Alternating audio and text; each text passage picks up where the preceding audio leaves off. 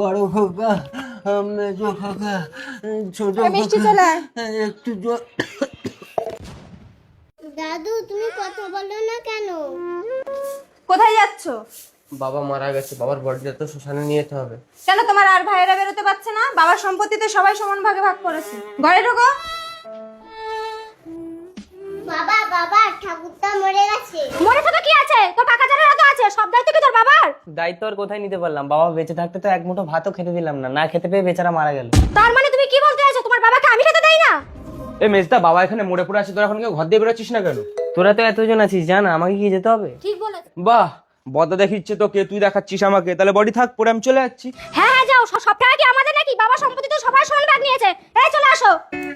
কিরে গোপাল, তোর কোনো ছেলেই তো বেরোচ্ছে না।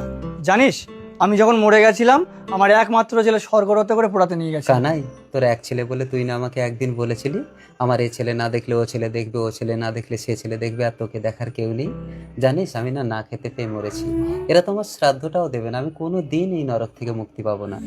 তোরা যদি কেউ না টাকা দিস, বাবার বডিটা পড়াবো কেমন করে? তা তুমি একটা কাজ করো, নদীর ধারে কোদালটা নিয়ে গিয়ে পুঁতে দিয়ে আসো। হ্যাঁ হ্যাঁ ঠিক বলেছে, প্রচন্ড গন্ধ বেরোচ্ছে, তাড়াতাড়ি তোলো তোলো। বলো হরি, হরি বল, বলো হরি। হরি বল। কোদাল নিয়ে আমাকে নদীর ধারে পুঁতে দিতে যাচ্ছে। জানিস কানাই, তোর ছেলে যেদিন তোকে পড়াচ্ছিল আমি দেখেছি চিতার ধোঁয়ায় চড়ে তুই স্বর্গে যাচ্ছিলি। সেদিন আমিও দেখে মনে মনে ভীষণ আনন্দ পাচ্ছিলাম। ভেবেছিলাম আমার ছেলেরাও যেদিন আমার চিতায় আগুন দেবে আমিও চিতার ধোঁয়ায় চড়ে স্বর্গে যাব।